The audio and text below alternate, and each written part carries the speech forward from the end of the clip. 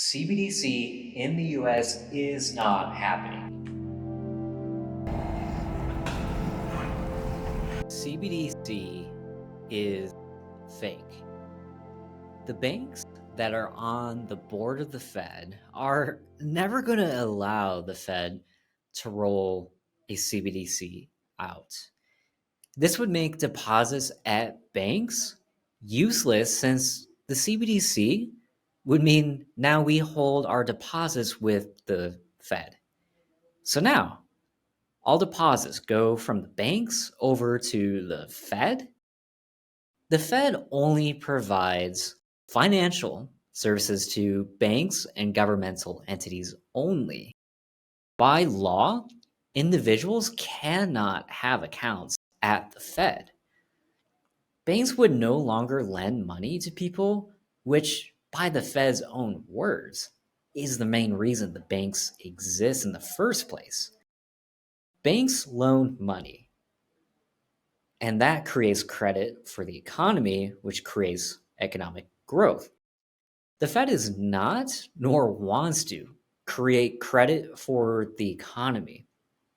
You would have to replace all of the infrastructure that the banks already have built and run, all the different departments that they have and manage.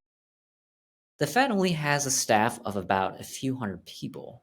With a few hundred people, how are they going to manage all the different departments and transactions that is required in banking?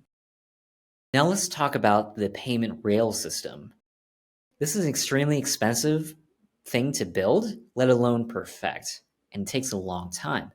Not only that, let's say for some reason that it was able to be built within the next 10 years, a CBDC rail system. Then you have to change every cashier lane, every checkout, ATM, etc. Also, a whole new CBDC structure would depend on coordinating with other countries on a global scale that would require harmonized cooperation. The lack of a unified regulatory framework is going to hinder of what from the outside looks as a seamless cross-border use of CBDCs. Unlike China, in the US, Congress would have to invoke multiple acts, get all of the core system to adopt, and then oversee, and then enforce the CBDC. Now, money transfers involve a party making the transfer, and that invokes a fee. Now, what if you cut out that middleman? That's what the FedNow is, taking out the middleman.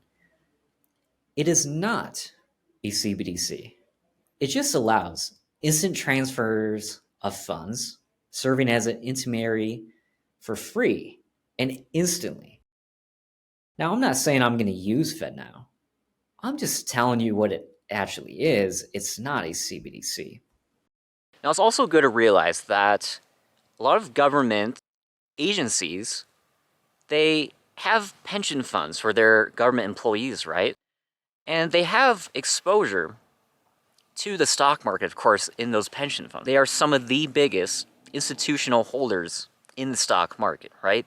So it would go against their own interests to implement a CBDC, implement laws on furthering that, and it would make their stock allocations suffer.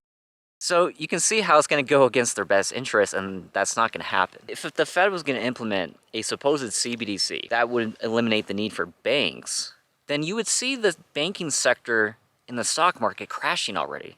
Institutions' smart money, they're looking at the stock market in the next year or two, and they're pricing that in now. So if CBDC was an imminent future, we would see the entire banking sector going down in price, and that's not what we're seeing at all.